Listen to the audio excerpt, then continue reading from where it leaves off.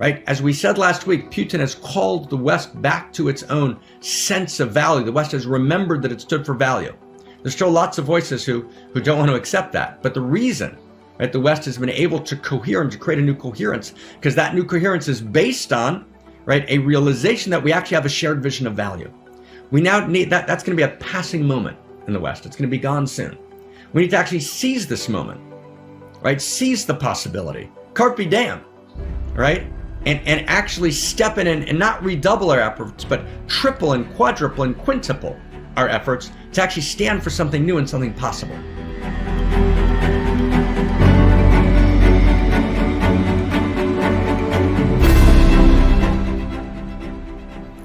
So one,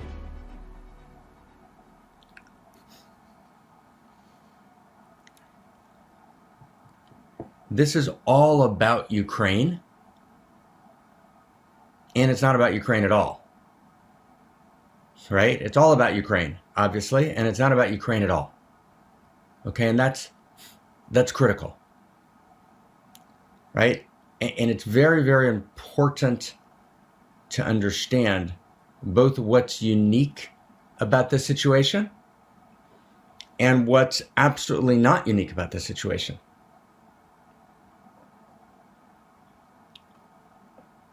At stake here is everything. At stake here is the very future of humanity. But at stake here is the future of humanity, not only because there's a horrific war in Ukraine, which is horrific and requires all of our attention and all of our support and all of our love, as does every conflict. The unique distinction of this conflict tragically should not be that it involves white Europeans, right? As opposed to brown or yellow or black, right? That should not be the distinction. And there is some of that which is tragic and needs to be overcome in every possible way. Right? We judge people by the content of their character, not by the color of their skin. And that is our dream, and that is the reality we have to make real. And so child soldiers in the Congo has to be infinitely valuable, right? And 10, 11,000 people, right, that die every day from starvation or hunger-related malnutrition has to be in front of our eyes. And we can't let our attention focus on Ukraine in a way where we become, right? And it's a big deal, right? We become so Ukraine focused that actually we forget, right, the massive suffering, right, that exists in reality that requires our address. And I want to just say something about it. We're gonna find our way step by step, okay? And we're in mad joy, and we're in mad honor, and we're in mad pain, right? We live in a world of outrageous pain. And the only response to outrageous pain is outrageous love. And outrageous love at this moment means to do everything we can to help in every possible way, and to articulate the new source code of consciousness and culture, to articulate the new source code of consciousness and culture, to tell the new story of value, because as we're watching carefully, it's only a new story of value that's going to actually allow us to move through this Ukraine and all the future Ukraines and all of the suffering around the world, right? The Archimedean lever with which we can change the world is only a new story of what story is, a new understanding of story, and a new story of value. And we have to be energized by that, right, in a huge way. We have to be radically and wildly energized by that and responsible to it, right? We're in this moment, right? We live in a world of outrageous beauty. And it's the outrageous beauty of human beings and of nature, right? And of the universe, right? A love story It's that outrageous beauty that tells us that outrageous pain is a violation. That it's not supposed to be that way. That we're actually wired for pleasure. We're wired for goodness. We're wired for truth. We're wired for beauty. That outrageous pain is a violation of the value structures of the universe. Right? And yet, Ukraine is also unique. And it's unique in that, one, there's an actual impending confrontation between superpowers. There's been regional conflict and proxy wars over the past 6-7 decades, but there's been no direct conflict. And the direct conflict, right, takes place in the shadow of a nuclear context. There's talk of tactical nuclear strikes. And so we're in this very, very, right, strange, right, situation, right? And let's be really super focused with this, right? Let's stay super focused with this, okay? Let's stay together. Okay, let's follow it step by step. Okay?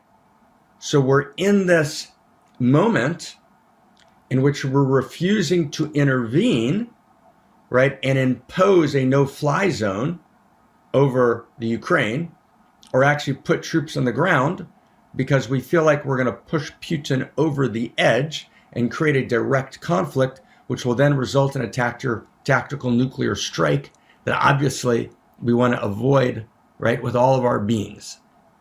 And yet, there's a strange and slippery slope here, right? And it's not clear, right? For example, let's say that Russia would succeed in Ukraine, God forbid. And let's say Russia then attacks Estonia, Latvia. Right, Eugis? Right? Let's say that, and Eugis is my friend who lives in that region of the world, who's here with us today, who's just in my living room. Right? So let's say that there actually is an attack by Putin on a NATO ally. And Biden has said, and NATO has said, we don't give 1 inch. So at that point, do we give up the NATO ally, or do we actually confront Putin even at the risk of a tactical nuclear response? It's at what point do you actually stop the bully? And the calculus of risk here is very, very, very painful. Right? Welcome, Rita, from Latvia. Right? So let's just really understand this. Right? And what does that mean? Right? In other words, we won't take the risk for Ukraine, because even though Ukraine was in the movement towards becoming part of NATO, it hadn't yet gone through that process. So therefore, we don't take the risk, right, for Ukraine, but we do take the risk for a NATO ally, right? In other words, what does that mean? Right? What does that mean? Okay, so that's complex. And is the issue, right, the expansion of NATO eastward? I don't think so. I don't think that's the issue, right? And I'm deeply aware of all that those arguments. So we're at a moment which is incredibly complex, and which requires enormous wisdom, right? And there's wild contradictions in the space, and so we have to actually find our way. The issue at stake, as we said, is story and value. Okay, story and value.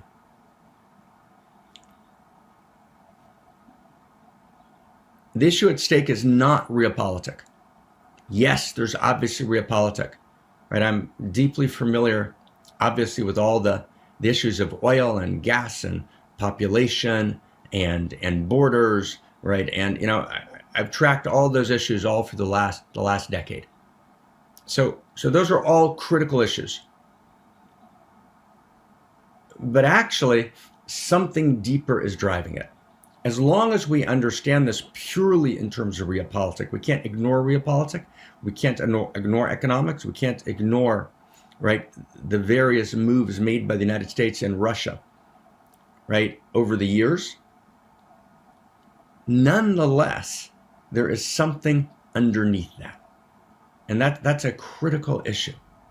and I want to just say this clearly, right? I don't in any way hold the United States, right, or the NATO alliance as some kind of, sacred cow that never makes a mistake and that should be supported no matter what, in all circumstances, right, just because, right? So that's obviously not the case. At the same time, and this is a very big at the same time, and I want to say this super clearly, there is no moral equivalence between the Western worldview and Russia's worldview today. That's an incredibly important thing to say. And to try and reduce this conflict to a power play between superpowers, which is value neutral, is precisely to miss the point of what's happening here. And I know there's an enormous amount of conversation, right, in specifically even liberal circles in America, right, in woke circles particularly, right, which are arguing in various ways that the United States has pressed Russia into this. The analogy we drew last week, which has been drawn all over and, dozens and dozens of articles, right? America went to the brink of nuclear war when there were missiles in Cuba, right? Obviously, when NATO is pushed all the way eastward, right, Putin is going to be, right, aroused and enraged.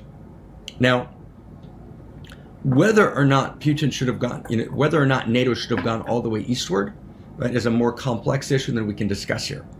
Right? That's an open question. You can understand it in a number of ways. Nonetheless, there's zero question that NATO, and we all know this to be true, has no intention whatsoever of invading Russia. That's just not true. That's not the value structure, right, that guides NATO. It's not the value structure that guides the United States. Now, am I aware that the United States has entered into countries, right, and toppled dictators in Latin America, right, and invaded Iraq, right? Am I aware of Afghanistan, etc.? The whole list. Of course I am. Libya, Gaddafi. Right? Of course I am. Do I think the United States was precisely right in each of those cases? No. I think each one is complex. Each one deserves analysis. Was America correct in Vietnam? Right? No. Right? And yes, right? Complicated. Right? There was right, 1963, 4 was something, 65, 66 was something else, 67, 68 was something else, 69 was something else. You actually have to enter into these issues in a complex and deep way, right? But here's what's true. Here's what's true. The overarching motivation, right?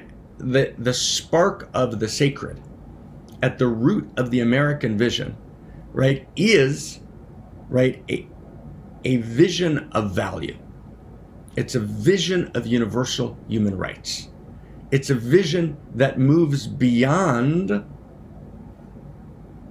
all of the racisms and all of the ethnocentrisms, right? But more importantly, it's a vision that stands for the correct gathering of information, the right to do real sense making, right? It stands for the personal. It stands for the dignity, the irreducible dignity of the individual, right? It stands for, right, an entire set of values that actually are explicitly defaced and rejected by what Russia is standing for today. And that's a very big deal, right? Does the United States, right, has the United States, right, honored some of those values in the breach? Yes, there was a Vietnam War protest movement that ripped America apart, right? And occasionally things went bad, like at Kent State where 4 people were killed. And that became a massive American tragedy. But there's zero comparison that's legitimate and valid, right, between that and between the utter suppression, right, of protest, right, the brutality, right, the murder, right, that is actually par for the course in a closed society, whether it's China or whether it's Putin's Russia, which is run as a top-down oligarchy in which the people are disempowered, in which information is suppressed, in which there's a fundamental arbitrariness to human life, in which the masses, right, of the people are actually ignored in multiple ways. Groups are singled out, right, and put in concentration camps, right, aka China, and the list goes on, right? To suggest that there's a moral equivalence, right, between the West, right, and between the positions evinced by Russia and China is fundamentally to misunderstand value, right? That's a postmodern move, which basically says, right, there is no value that's real. This is just a question of realpolitik, right? It's just a question. America's done the same thing. No difference between America and Russia. That's just not true. It's not true if you think value is real. A, first you have to think value is real.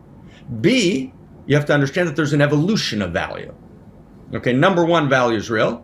Number two, it's not eternal and absolute values. There are evolving values. So for example, democracy is an evolving value. 1,000 years ago, the value of democracy didn't exist in the world. Today, we have a value of democracy. That's an evolving value, right? And although democracy is imperfect, right? Democracy is, of all the forms of government available today, right? It's actually the one that is most supportive of value, which is most supportive of goodness, which is most supportive of godness. Now, do we have to challenge democracy in the ways that it becomes corrupt, in the ways that it becomes degraded? We do, fiercely. And we've been in One Mountain. Part of our mission is to challenge the collapse of value structures when they happen in democracy, whether that's in the United States where there's millions and millions of people without health care, whether that's in the global technocracy, which is devaluing the personal and devaluing the individual, which needs to be challenged and dismantled in a fundamental way. Of course we challenge, just like we challenged the Vietnam War, just like the Paris Spring, right? Of course we need to challenge, right? But at the same time, we need to recognize that there's not a moral equivalence, right? And we need to reject moral equivalence because that's what this is about today, okay? So that's one. And I want to just read you, so just so that we can learn to make distinctions. I'm not going to cite you who this article is from. Okay, I'm not going to cite you who this article I'm about to read is from, but and I'm not going to cite the name or the name of the article, but it's from a well-known colleague, and we have lots of not lots, at least 5 or 6 mutual, close friends. We've actually never spoken, and I'm sure a lovely human being, I'm sure, and skip the trying to guess. But I want to just give you a sense, this major article getting circulated, it's been sent to me by a bunch of people, which is all about moral equivalence. It ducks around it, but it is at its core. So for example, right, I read this morning of an upcoming parlay. This I'm reading from one article as an example. Upcoming parlay between Vladimir Putin and Zelensky. In the case of Zelensky, the righteousness is obvious, right? And he lists Zelensky's claim. Very next paragraph. In the case of Putin, the righteousness comes, I suppose, from historical narrative of NATO expansionism, missiles on Russia's borders, oppression, and mass killing of ethnic Russians in the Ukraine, and so forth. Now, complete moral equivalence. Then the writer ducks around it. He says the point is not here that each side is equally right. That's the most he's willing to give to non-moral equivalence. He's got to slip that in. But he said, the more important thing is that each side believes that it's right, and that's where his emphasis goes. But that's just the very beginning. That's just the very, very beginning. 2, and I want to just want to give you an example of both moral equivalence and how value, particularly and even in the woke world, right, value gets lost. So let's go the next step. Okay? So he said, let's talk about Putin. Right? Of course we can't pin our hopes on, Putin's compassion, although judging from his interviews, I don't think he's a heartless man. Hardened, yes, and shrewd, but not the soulless monster war propaganda portrays. That's a heavy accusation to make against another human being, but we tend to make it lightly in the heat of conflict. Okay? Well, that's complicated, my friend. That's complicated, right? In other words, yes, right, America standing for value, right, has engaged in, right, acts which there was tragic collateral, right, and civilians being killed, right? The British bombed Dresden, right, in which 40,000 people, right, were killed in one night. And the British were wrong to bomb Dresden that way. And so we need to hold them fully and absolutely accountable. Nonetheless, right, the way the British, right, and the United States, right, the way the British, stay close, the way the British, right, and the United States, right, have held value and held individual human life and is fundamentally different than the way Putin has. Putin carpet bombs in Aleppo, carpet bombs in Chechnya, right? For Putin, right, the entire notion of the individual human life is simply not of value, right, in the way that it is in the West. There's not the same sense of the value of the individual, right, and the value of the personal, right, and the intentional, for the sake of essentially oligarchy and power, not for the sake of a vision of value. There's not a vision of value, right, in Russia today that's arousing people around the world. That's not happening. There's an oligarchical power move that's based on authoritarian control, a complete repressive, closed society for the benefit of the very few on top, and the willingness to carpet bomb in Aleppo and any place else in the world to directly target civilians, right, as the object of war, right, for the sake of no value other than pure naked power. That's completely different than the Allies, right, fighting the Nazi war machine. And the Allies made significant mistakes fighting the Nazi war machine. The Nazi war machine killed most of my family, right? So for me to say the Allies made significant mistakes is a big deal. And they shouldn't have bombed Dresden. That was actually the corruption of the circle around Churchill that actually falsified data, right, on how Britain itself responded to the London Blitz in order to persuade Churchill to actually repeat the London Blitz 10 times over in Dresden, which Britain never should have done.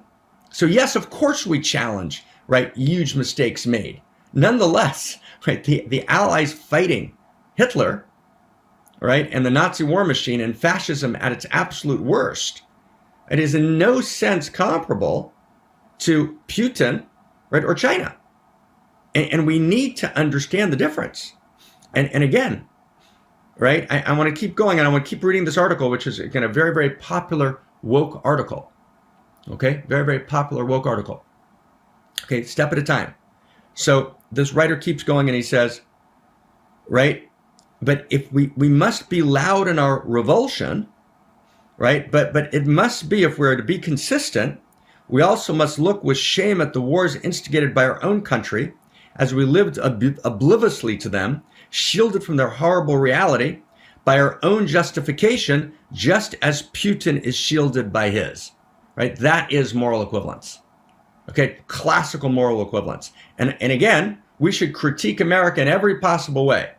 But the analogy between America's wars and Putin's wars and the worldview, right, of the United States of universal human rights and the worldview of Putin, right, and the amount of money the United States, for example, pours into education around the world, unparalleled by any country in world history. Nothing even vaguely close. The amount of money poured into aid and education, right, around the world by the United States, right? And it goes on and on and on.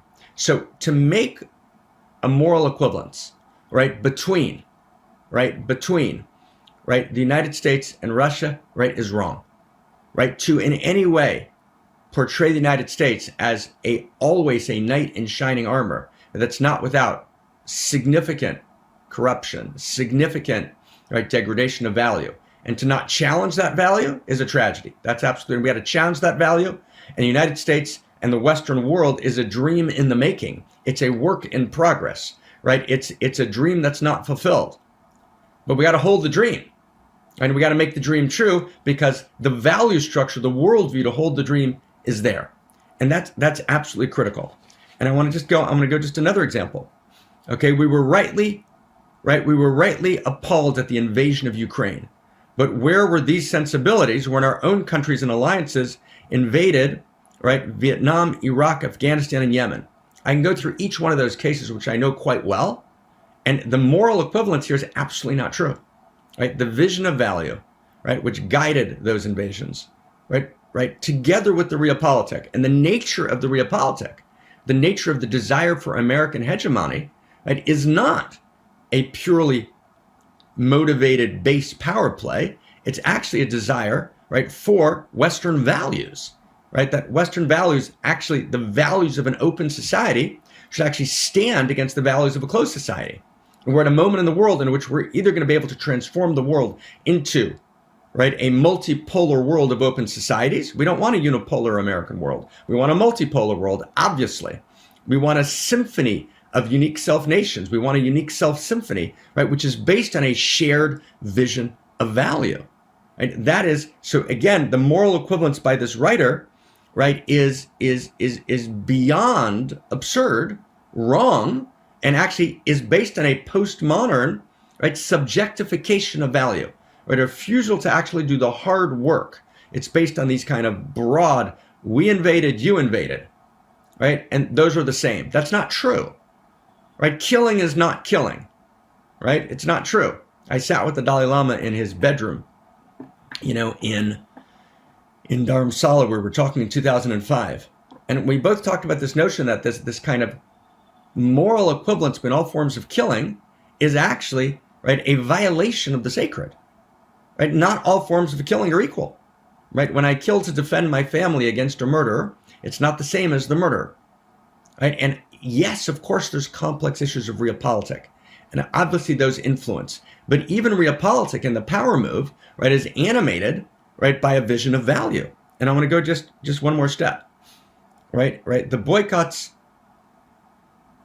here it goes. Exercised by hypocrites, sanctions have little effect. So this writer is now saying, okay, the sanctions are being exercised by hypocrites, right? And instead we should say, we no longer stand for war. We'll dismantle our global military bases. We'll disband NATO. We'll stop placing missiles on your border. We'll rejoin the ABM treaty. We'll reduce our nuclear arsenal. We'll shrink our military. We'll stop invading other countries. We'll cease supporting coups, juntas, and torture regimes, right? Now, that sounds perfect, but four phrases there are very important, right? And what the moral equations are and who we support needs to be very carefully examined, and there's no question the Western world has made mistakes. Nonetheless, the notion that the United States should unilaterally dismantle its 850 bases actually is a victory for Putin, and a victory for Putin and a victory for China is a victory for closed societies, right, that debase, right, the fundamental notion of universal human rights, the fundamental notion of individual dignity, the fundamental notion of information gathering and sense making, right, that's actually accurate, the fundamental notion of governance for the people and by the people, right? And so these kind of moral analogies are completely horrific, okay? And I'll just give you the last moral analogy, the last moral equivalence in this article, right? He says this is what people are saying. War is okay as long as it's justified. Well, guess what? Everyone thinks their own war is justified. Most ordinary Russians fervently believe theirs is right now. Okay? Right? And in other words, so this is a huge problem. This is a huge, huge problem. And the article goes on into, 10 more, right, examples of just a kind of shocking moral equivalence. And so I can't ignore that. Right? It's not true, as the article goes on to say, that Putin was generated by a projection, right, of the United States' shadow. Right? That's the next move in the article. Right? That actually we generated Putin because Putin is, directly generated by the United States projecting its shadow. Right? I'll just give you the last line. After the Cold War, the United States was desperate for an enemy by which to define itself as good. Right? Now, I understand that. I've written that many times. Yes. Right? When we don't have genuine eros, we create pseudo-eros by placing someone else outside the circle to give ourselves the illusion that we're inside the circle. That's absolutely true. And the United States was, in a certain sense, I wouldn't say desperate for an enemy. The United States lost its internal cohesion because there wasn't an interior eros, right, of a shared vision of value. That's absolutely true. Having said that, right, here's the next line. The arrogant, violent bully generates enemies in the image of his paranoid fear that others are as he is. So he's talking about the United States creating Putin. The arrogant, violent bully generates enemies in the image of his paranoid fear that others are as he is. The question of whether Putin and Russia are evil misses the point. So again, he couldn't be more dead wrong. One, it's not Putin and Russia. Russia's not evil. The Russian people are gorgeous. Putin may well be evil, right? And that question does not miss the point. It's the question of value does not miss the point, right? No. Essentially what he's saying is no, the question of value misses the point. No, wrong, wrong, wrong, wrong, and wrong again. Wrong again, okay? Right? This is a shocking violation of value. And again, I don't want to name the writer. The point is not to name the writer.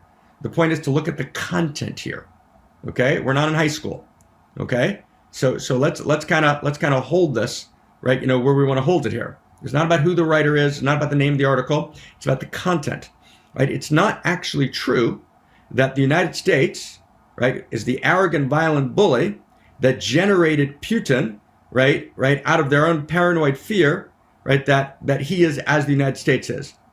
No, and the question of whether Putin is evil does not miss the point, okay? Does not miss the point, right? We actually need to be able to actually make moral statements. And that's critically important, right? We can't make moral statements criticizing our own policies. We can't hold our own leaders in the West to standards of value unless value is real. And we can't hold our own leaders to standards of value if we're not willing to hold the world to a standard of value. And if we engage in a kind of postmodern, right, moral equivalence where we don't make distinctions, right, the wisdom of distinctions and the inability by woke writers, right, to make a distinction at this moment between Western values, which are, again, often honored in the breach. We should critique the heck out of the West, okay? Of course we should. And understand the distinction between what the West has been and what it hasn't been. You know, Garry Kasparov, right, who was the Russian chess champion, right, who then became one of the most important, you know, advocates for democracy, right, in Russia. Gary just talked, you know, really beautifully, you know, in a recent interview about the utter absurdity, right, of suggesting that Putin, right, is being driven or created by the United States. He said that kind of classical Western woke thinking is the single most damaging thing, right, to the actual need for regime change, right, you know, to take place in the Soviet Union. Now, again, I'm not saying that all of NATO's decisions in moving eastward were necessarily correct. That's not the point. I'm not doing a kind of full, obviously in this hour and a half, I'm not doing a full realpolitik.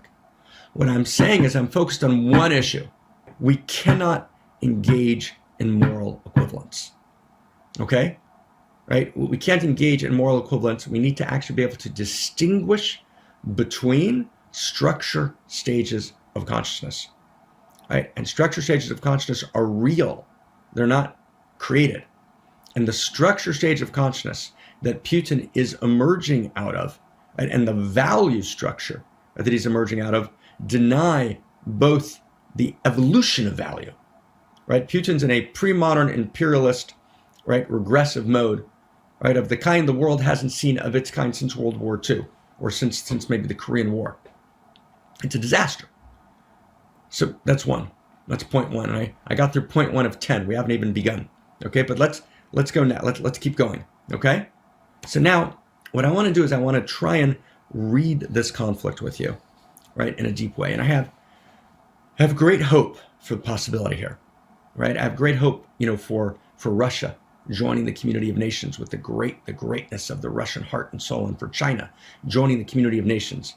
But that needs to happen through a universal grammar of value and a recognition that not all stories are the same, and that actually there are stories of value that reflect the evolving intrinsic values of cosmos, right? And let me critique, as long as we're critiquing, let me critique, and as fiercely as we did the anonymous author, right? And the author that I just read, I left as anonymous, one, because we have mutual friends, two, because there's no particular point when you're pointing this person out.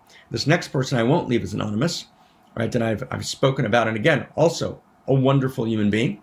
I've talked about him many times, Yuval Harari, right? A wonderful human being, I'm sure, in 1,000 different ways, right? And this is where we also have to critique Yuval's collapsed value. He said stories aren't real, right? That's a very big deal. Stories are real, right? And when Yuval writes himself, there's no distinction between, just stay close with me, there's no distinction between Libya's Gaddafi and universal human rights, which is essentially the intent, the sense of chapter 2 in his book Sapiens. He's actually citing, right, with some version, right, of moral nihilism and of the more tragic views of value that are held probably by Putin himself, whatever Putin's public stance is, right, which is, Mother Russia and Christian values, right? Clearly he's not actually embracing either of those in any sense, shape, or form. We'll bracket that for a second. Putin's actually standing for a realpolitik, for raw power, right, and values a convenient tool. But actually, structurally, I want everyone to get this. Actually, postmodernism is Putin's best friend. And I want everyone just to understand this, right? And it's the postmodern view that Yuval is parroting, which says there is no distinction between Gaddafi's Libya and universal human rights, that actually is what Putin's read very deeply in the West. And although he cloaks his positions with Mother Russia and the Russian Orthodox Church, really, he's holding at the core, right? At the core. Let's understand this. At the core, what is he holding? Right? He's holding a postmodern position.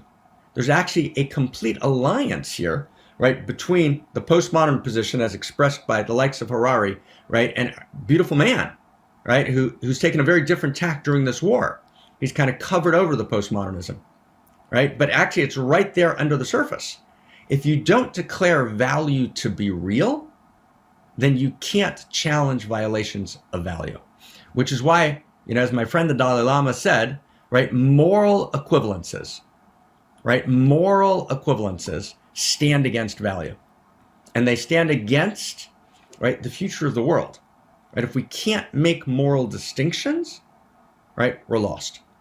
Okay, and let me try and just give you a structure for it for a second. Then we're going to move to part 2. So level 1. Let me try and do this in levels of consciousness. Okay, level 1. So level one would be absolute moral distinctions, us against them. Everyone get that? Level 1 is absolute moral distinctions, us against them. That's level 1. That's the level, right, that postmodernism, people like the writer I just cited, people like Yuval Harari, are actually correctly critiquing. Does everyone get that's level 1?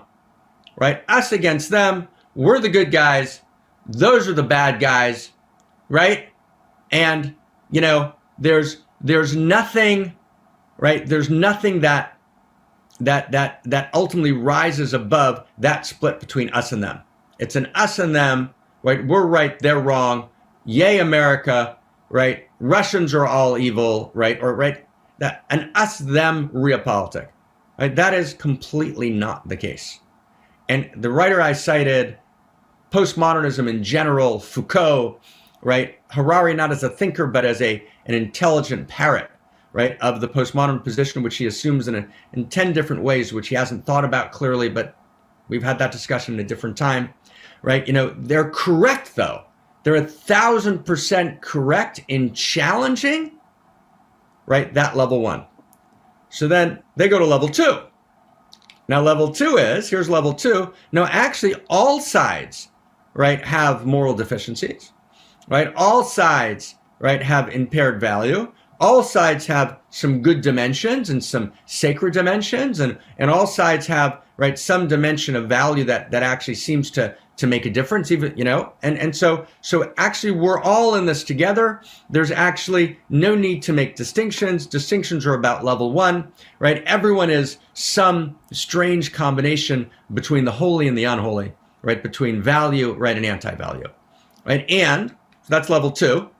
And then at this level 2, and since value is not real anyways, let's stay close. And since value is not real anyways, right?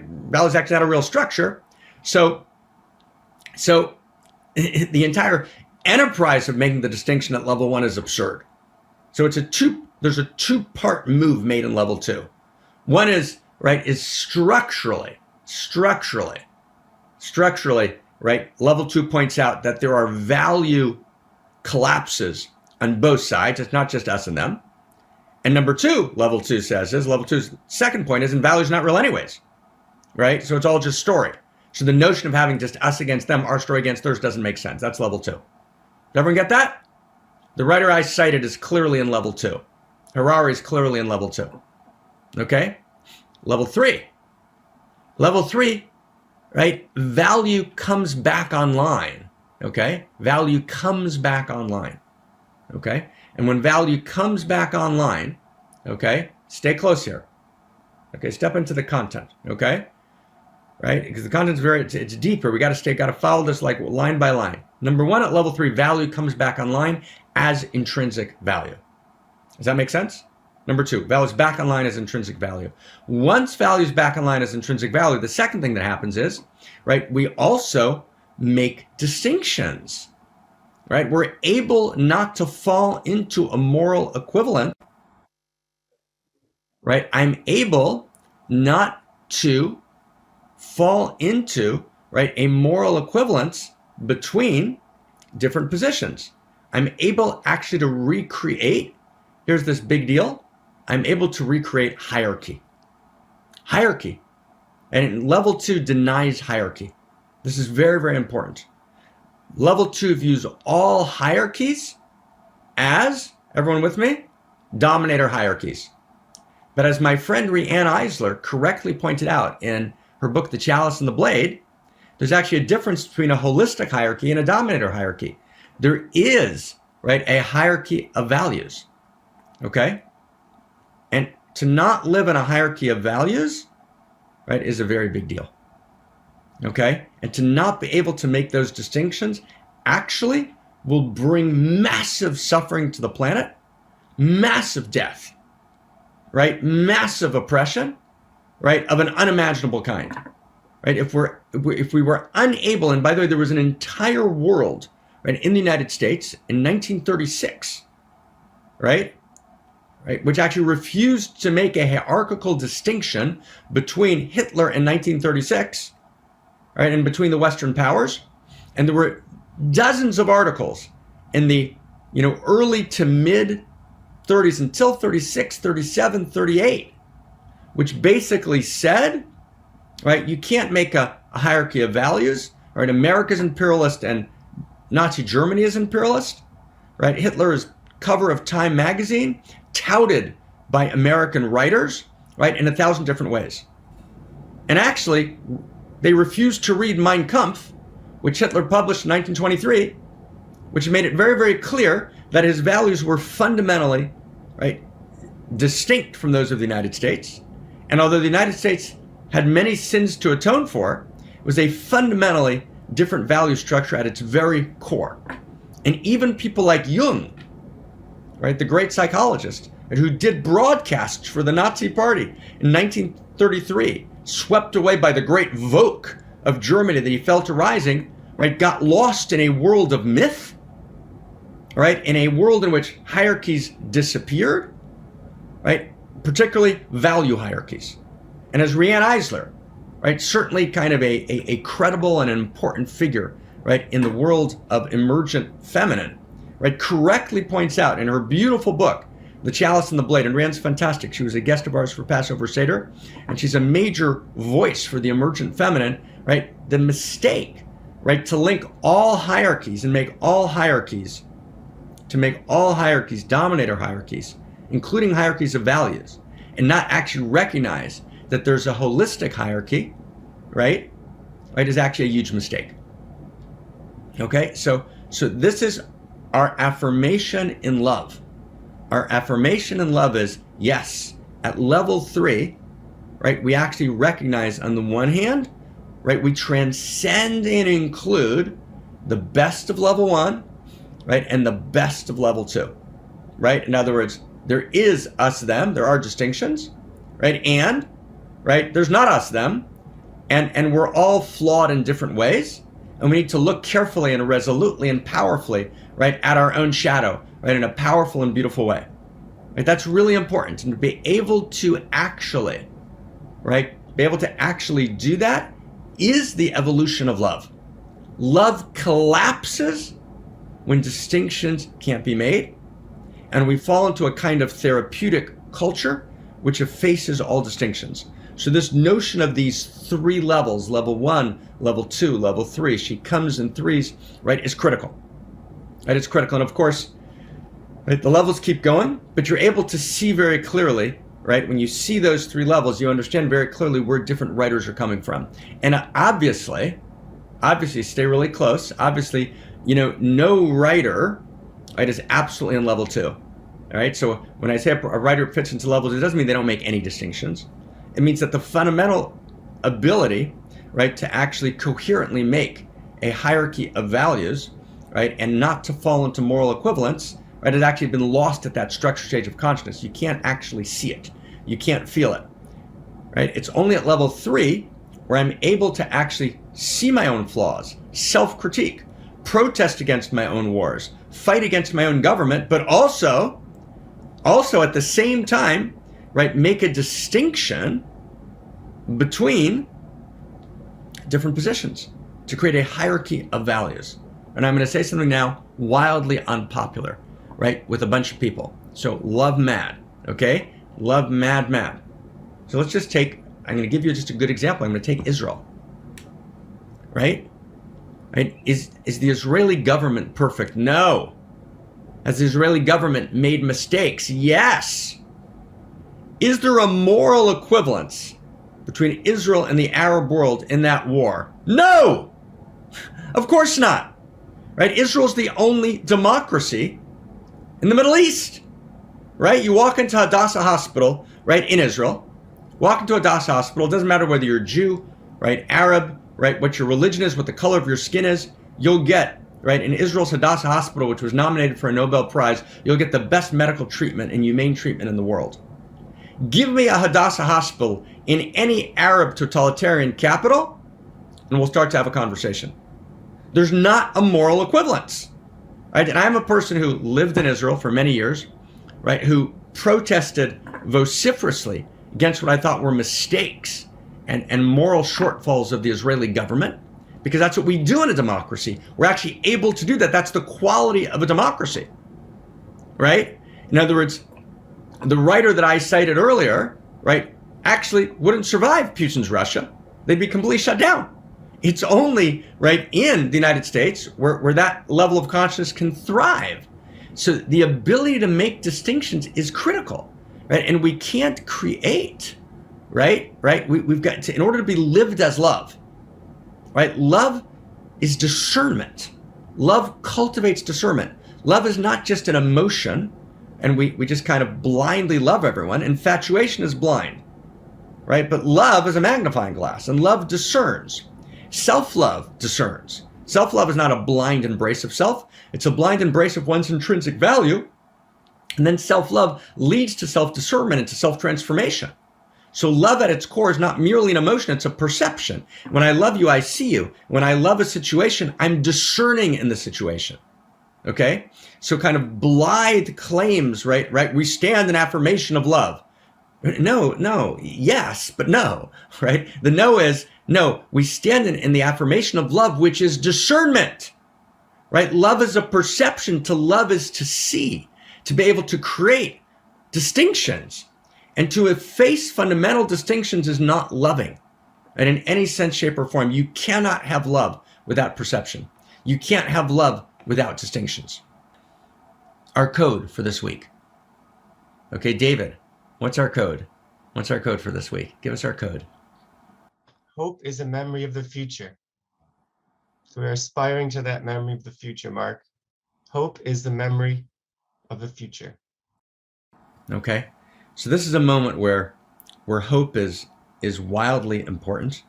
And I want to just spend a couple of minutes, right, in a different way and kind of talk just a little bit about hope. Okay?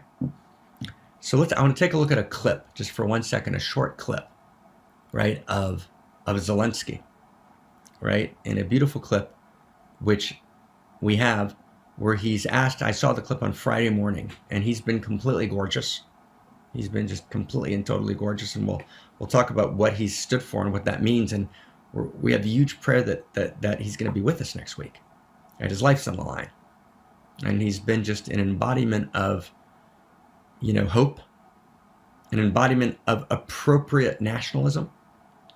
Right?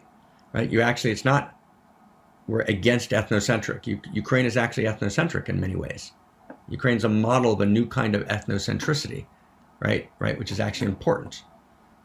But let's just take a look at this clip from Zelensky, right, where he's talking really about hope. Сьогодні вранці на щоденній селекторній нараді мені поставили питання логічне, зважаючи на весну, що з посівною, як її починати, і особливо у тих районах, які тимчасово окуповані. Моя відповідь дуже проста. На всій нашій землі, що б там не було, ми маємо цієї весни, як і будь-якої весни, зробити повноцінну посівну кампанію. А вже ж настільки, наскільки це можливо. Все залежить від людей і ситуації. Бо це про життя. Життя важливіше. Про наше життя. Про наші мрії, про наше майбутнє, а отже і про нашу перемогу. Я повторюю ще раз і ще раз, коли захищаємо свободу, маємо бути кожен як повноцінна армія. Робити на своєму місці усе, що можеш, щоб отримати результат, на який ми всі заслуговуємо. Це чесно, щоб здобути перемогу. Обов'язково триматися, обов'язково боротися, обов'язково віддавати всі сили. З таким сусідом легко не буде. Але з нами також, як вже з'ясувалося. Слава Україні! So I want to just focus on, we're going to talk next week, a very, and may this week bring blessing, and may this week bring an end to death, and may this peace bring, a ceasefire that actually, right, is holy and sacred. May this week bring victory to Ukraine, right, glory to Ukraine, right, and glory to the heroes, right, and I want to say that clearly, glory to Ukraine and glory to the heroes, and that's a distinction I'm making. And I'm not making it an equivalence between, right, Russia, right, and the way it's acting today. Now, at the same time, right, I understand fully and clearly the utter tragedy in Russia. 12,000 Russian troops have been killed, right, with mothers and brothers. And there are tragic letters, right, from Russian troops home to their mothers right before they're killed, right? And there is massive, right, protest in Russia. When I say massive, I'm saying 40, 50,000 people have protested in Russia, which is unimaginable when there's a complete information clampdown of the most absolute nature. And we'll talk about that also, right, next week and the week after, right? And you can go for actually calling it a war, right, instead of what Putin's calling it, which is a special operation, right? It's a special operation. That's what Putin's calling. You're not allowed to call it a war. And by saying anything that critiques Russia in the war, you can go for 15 years to the gulag, meaning your life is utterly destroyed, right? So it's a big deal, right? So Russians are actually, right, rising up in gorgeous ways, right? And at least in 30 different Russian cities, there's people who are risking their lives to stand for value, right? So of course, we're not making a distinction between good Ukrainians and bad Russians. We're making a distinction between value, okay? Between value, okay? And so let's try and track this clearly. So, right, we do end with Jan, right? We do end, right, with Zelensky. And we do say, right, glory to the heroes. We have to talk about what it means to be a hero.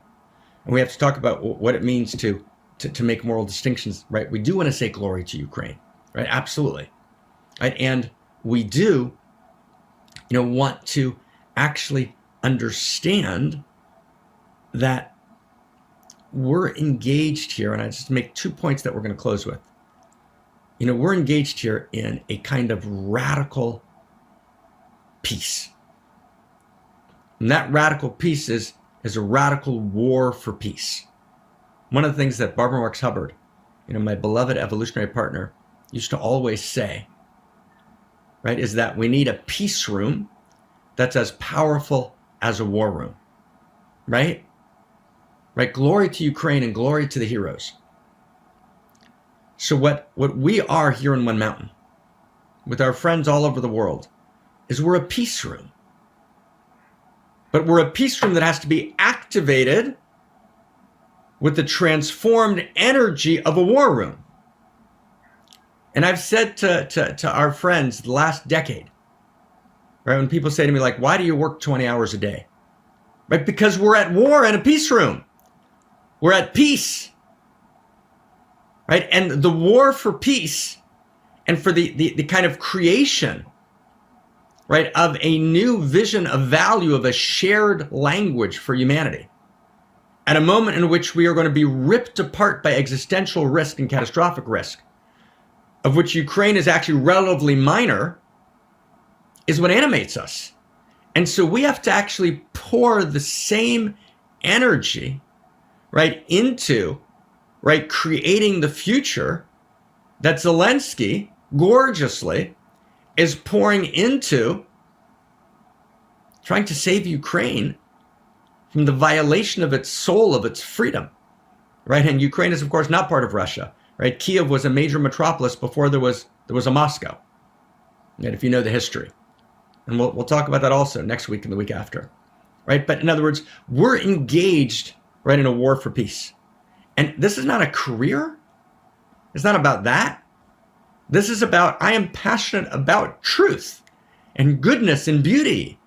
And I know in the very fiber of my being, I'm 1,000,000,000% clear that the only way to alleviate suffering and to actually transform reality is through one Archimedean lever, which is first principles and first values articulated in a story of value, which becomes the new story, a shared story, not as a totalitarian imposition, not as a unipolar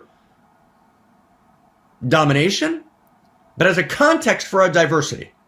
That the new story of value rooted in first principles and first values is our context for diversity, right? And so I work on it 20 hours a day because we're under siege, right? And every single person that's working, right, on One Mountain, right, and that's contributing and that's resourcing and that's making their time insane, right, and being overpressed and overworked and not doing it for any sense of kind of funding, right, at all, right, quite the opposite, right, losing funds, right, so it's just a pure, right, labor of transformative love, right. I say to all those people, right, to all of you, glory to the heroes, right, glory to the revolution, right, glory to Ukraine, right. But to be a hero today means that I look up from myopic involvement in my own particular life, even it's my own particular career,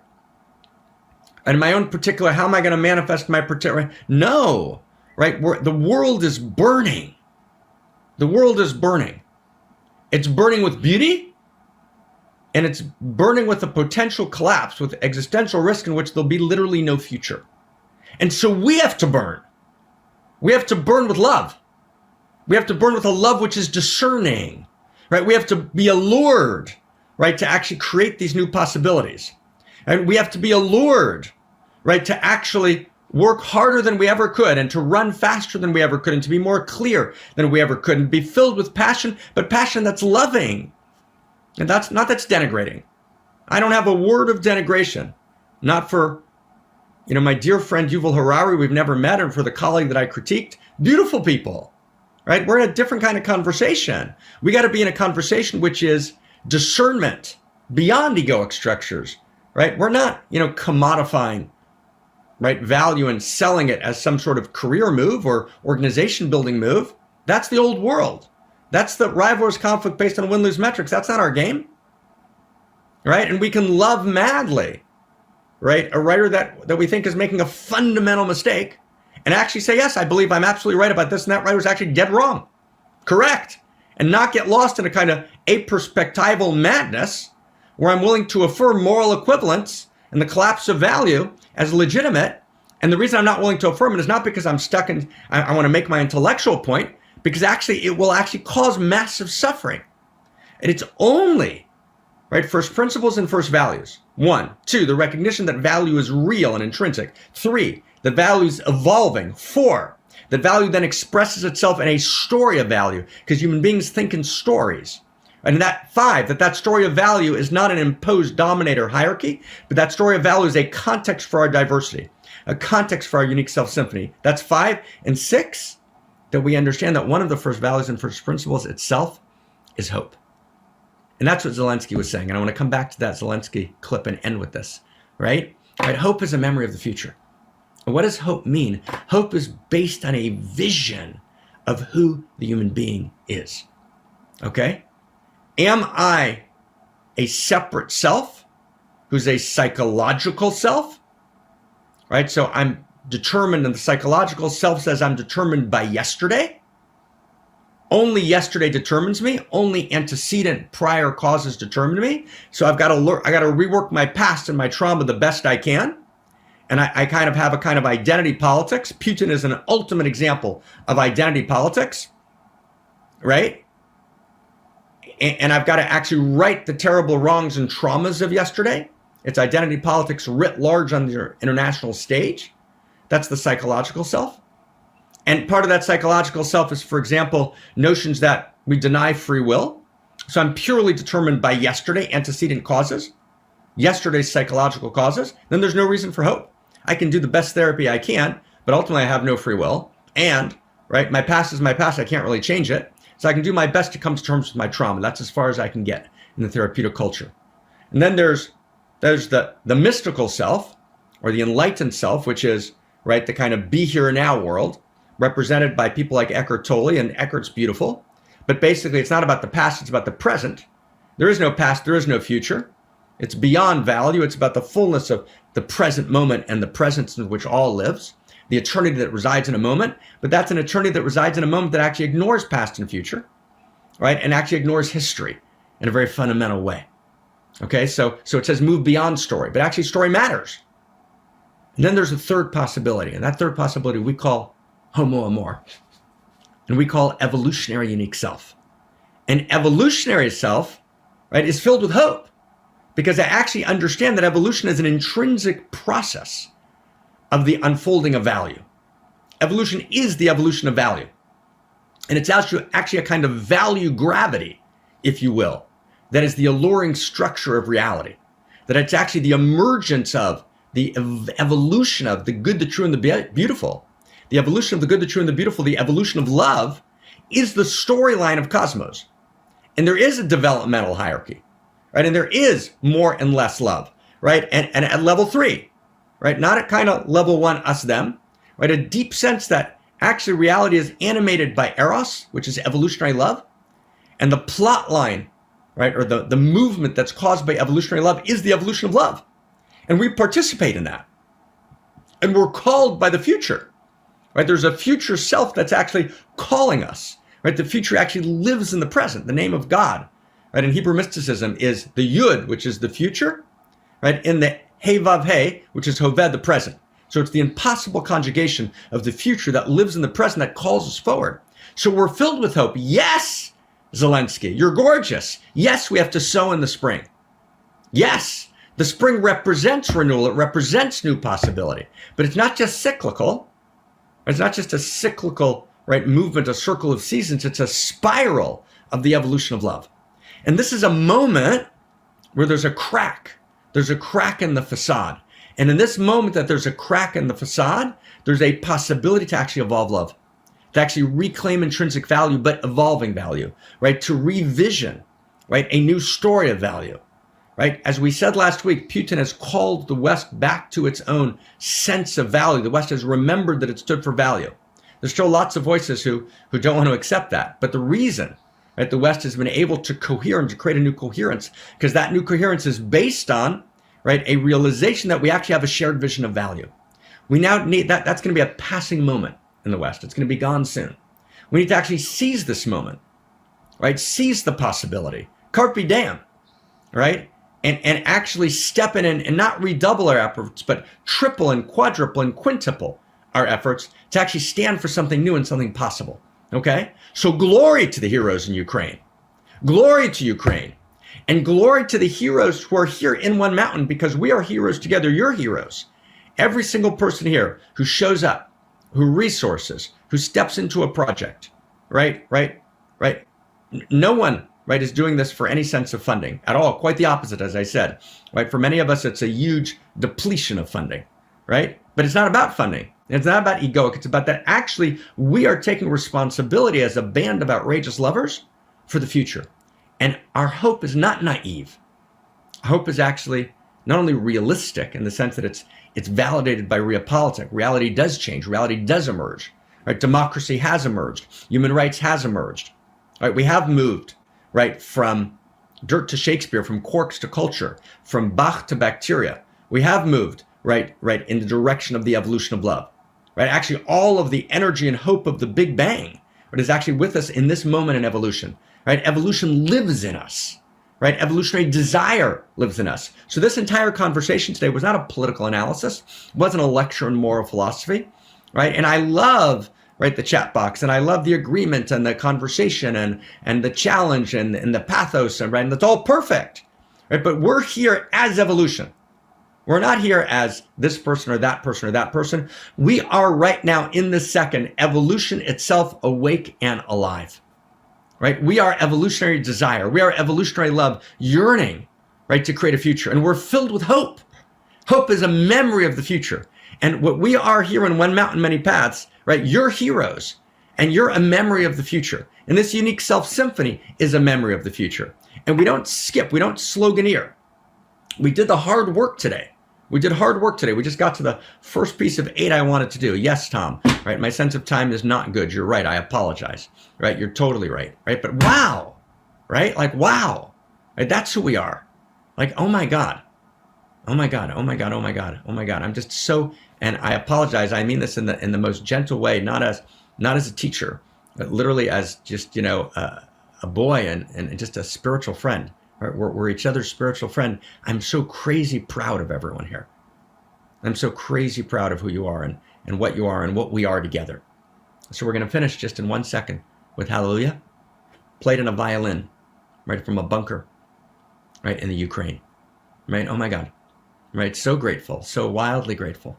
So right, let's find that violin, right, in that bunker, and just feel Hallelujah and feel that prayer. We pray for Ukraine. Glory to Ukraine and glory to the heroes.